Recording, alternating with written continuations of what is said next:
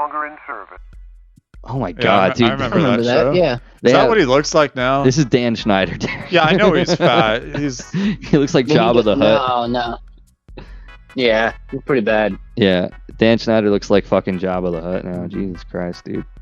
Let's see. Series reveals nightmarish world in which at least 3 convicted... Oh, yeah, I read about this. 3 convicted offenders, production assistant Jason Handy, that's an unfortunate name, animator Ezel Chanel, and dialogue coach / actor Brian Peck, all were convicted after they had been hired for the shows. One female writer recalls on screen being told to lean over a desk and pretend she, was We're sorry. among many egregious examples of the... Jesus Christ, dude. One female writer recalls on screen... Why would they be making a writer doing? Okay. Yeah. Among many egregious examples of the toxic workplace overseen by Schneider... Okay. Does it get into like what he might have done that we? Let's see. Quiet on Set illustrates the unsettling undercurrents of the shows, with Peck playing Pickle Boy, a goofy all that character who interacted with the cast guest stars. Also pointed out are frequent shots of young girls' feet. Viewers long speculated that Schneider had a foot fetish because of those scenes. There were a lot of those scenes. There were a lot of those scenes in his shows, yeah. Yeah. Many scenes involving actresses having liquids and slime squirted on their faces. I don't like that word. On their faces and bodies, porn style. That was all of Victorious. Like, it wasn't... There was nothing funny about Victorious. Like, they just put, like, a lot of, like, young, attractive actors on that. Yeah. And that was essentially the show. I remember like look how hot everyone is. I remember like being a kid and watching that show and feeling like bad about myself because I'd be like, God damn, these people are really attractive. Like, and then I'd look in the mirror and I'd just be like, I hate it. A loser, fuck. Yeah, no, same here. Yeah, it just ruined my like self-esteem. Yeah, as a child, but I don't remember like I kind of remember like all the foot stuff, but I don't remember like, I guess like looking back at it, yeah, it's like a lot worse than I remember it. Like Jason Handy, a production assistant on both Amanda's show and All That, who sent inappropriate pictures to 9-year-old actress and kept, oh my God. I don't even want to fucking read the rest of that sentence. It's so fucking, what the fuck? No. Peck was, oh my God. So, like this guy, Peck was beloved by the kids' stars and their parents on Nickelodeon sets. Everyone trusted Brian, said Kyle Sullivan, who was a cast member on The Amanda Show and all that. The abuse started one day at Peck's home. I was sleeping on the couch where I would usually sleep. I woke up to him. Oh, fuck. I opened my eyes. I woke up and he was assaulting me, Bell said. I froze and was in complete shock and had no idea what to do or how to react. And I have no idea how to get out of this situation, Bell says. What the actual shit, man? Like, he looks like every like generic dad character on those shows, you know? Yeah. Hawaiian shirt, like like the dorky, like stupid dad. Peck was so apologetic, Bell said, and promised it would not happen again. Court documents indicated that Peck, who was pen pals with serial killer John Wayne Gacy, what the fuck, and kept some of Gacy's letters in his nightstand. Oh my God. You can guess. You can.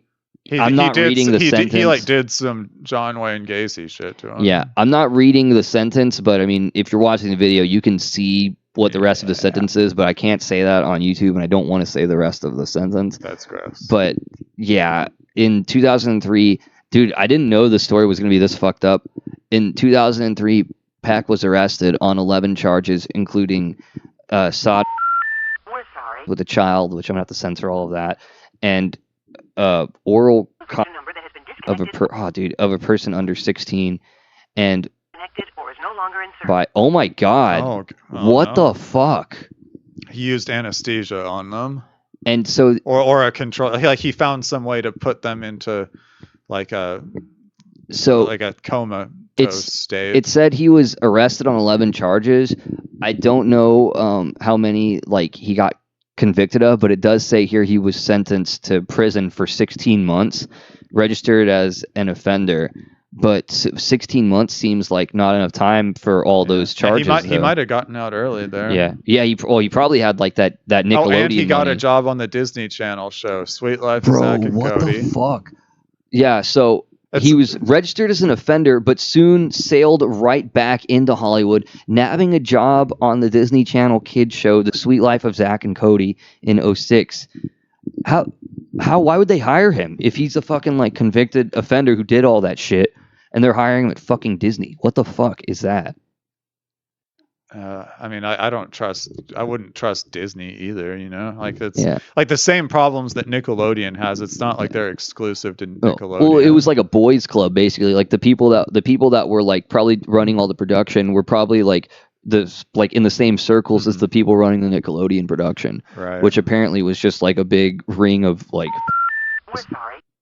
Which apparently, yeah, it's like I'm not even like being conspiratorial. Like it's like these people are like literally fucking like convicted of this shit. Yeah, here. I mean, like looking back on those shows, it's like I'm not saying like Viacom or anything is like I'm not accusing like Viacom like the corporation of like being like in a big like conspiracy to traffic. Like those people are only concerned with making money, but like they also like I think turned a blind eye to a lot of this, like this whole just like, you know, permissive style of like running these companies, like allowing people like this in without vetting them. Well, I think it'd been like there'd been like no internet for so long that like it was impossible to like get verification on a lot of this stuff. Oh yeah. So like they could kind of just do what they wanted in the shadows, but I think like because of like media like evolving and being moved more online and being more decentralized, I think like it's just kind of impossible to keep that stuff like hidden anymore, like the toothpaste at that point out of the tube. So it's like but and that's why we're fucking hearing about it now. Yeah, like we hear about this stuff 20 years too late. Yeah, basically. To do anything about it. Let's see. Peck is along, so we. Oh yeah, here we go. So I watched the thing Brian Singer. I watched a documentary on Brian Singer, and I remember reading about this guy, but like I didn't make the connection to like I didn't know about all that stuff, about all like the Drake Bell stuff. I only knew that he ran in circles with Singer. I knew Singer was in that like circle of like producers and directors, and the Singer would throw like big like trafficking parties at his house, basically. Like that's what was alleged in the documentary, where like he would just invite like hundreds of like, you know, influential producers and like young models, and a lot of times like underage models. Yeah. And like they would just do the shit, like, and they would get away with it. So Peck's longtime friend of controversial film director Brian Singer. That's an interesting way to say fucking pedophile, but I didn't know there was controversy. I thought everyone decided that he was horrible, but yeah, I don't know. Well, we're on the New York guess that Post. starts a controversy if you do something. Yeah, sure. Yeah, well, we're on the New York Post, so you know, there's that. Who was once accused of, you know, assaulting 4 minors, which I think there was more accusations on that, but and he had an uncredited cameo in Singer's first X-Men film. Okay. It's spherical. Did you watch that show? Yeah, no, I think that was funny. Like that show was actually, that was a good show. Yeah, I mean, like knowing what I know now, I couldn't go back and watch it, but like at the time, it made me laugh. Like it was such garbage, but it was funny. Yeah. Nickelodeon initially reacted to Quiet on Set by saying it cannot cooperate. They can't cooperate or negate allegations of behaviors from productions decades ago. Nickelodeon, as a matter of policy, investigates all formal complaints as part of our commitment to okay, so it's just like generic fucking legal speak. Yeah, please leave us alone. We're sorry, okay? We fired him. What do you want us to do? God damn it. We didn't do anything wrong, but if we did, we have enough lawyers to keep this going indefinitely. Hey man, shut up. Okay? God. Once the extent of Bell's claims came out, Nickelodeon released another statement saying, now that Drake Bell has disclosed his identity as the plaintiff in the 2004 case, we are dismayed and saddened to learn of the trauma he has endured. And we commend and support his strength. Okay, here we go. They're just doing generic bullshit. I mean, I'd like to commend and support Nickelodeon for putting forth such a brave statement like that. Snooze fest. Maybe did they produce that fucking that Kristen Stewart movie too? That's why that guy fucking fell asleep trying to jerk off. It was so fucking boring that you didn't have anything to do in the movie other than fucking masturbate.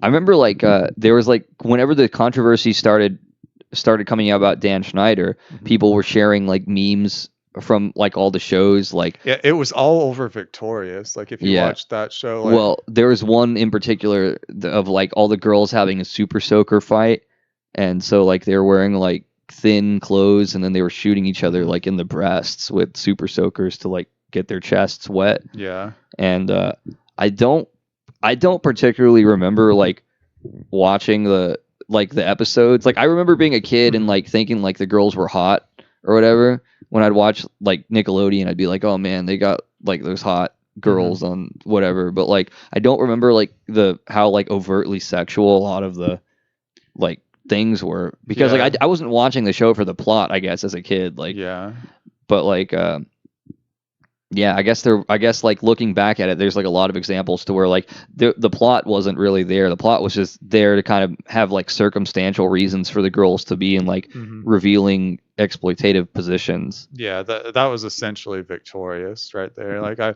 remember there's like a scene or something where like Ariana Grande sticks her foot in her mouth. Yeah, I saw that one.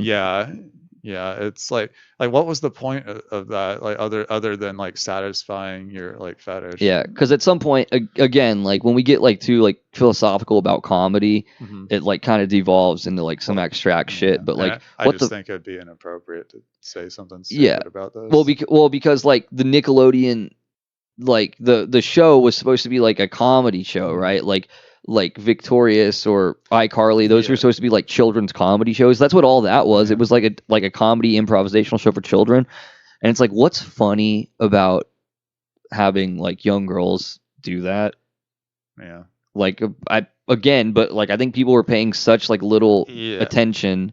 I guess like parents, like you think parents would have seen that on TV, and like fucking. I remember like being a kid and like my parents would walk in the room while I was watching pro wrestling. And Vince McMahon would be on TV, like another prolific like sex monster. Yeah. And I remember there were like several episodes of wrestling where Vince McMahon, he did this thing called the Vince McMahon Kiss My Ass Club on television. He would take his ass out and have like a lot of times it was the girl wrestlers. They'd have to kiss him on the butt cheeks, and then like. He'd be just in the ring, like in front of thousands of people. I mean, I shouldn't laugh at that. That's fucked up. And I wonder if I can pull that up. Hold on. I think you showed it to me. It's one where I can't remember the dude's name. He's like a big fat wrestler, and like The Rock sticks Vince McMahon's face in the dude's ass. Yeah, I think it was this episode right here. Oh, okay. So oh yeah, he thinks it's gonna be like the hot chick, and then they bring out the. Okay, yeah. So like he was gonna do Kiss My Ass Club, and The Rock came out, and he's like, no, we're gonna. Oh yeah. Yeah, that's fine. Hello. Hey, sorry, I tried to turn you off a speakerphone, and I hung. Oh no, you're good. We're just I don't know what we're fucking doing anymore.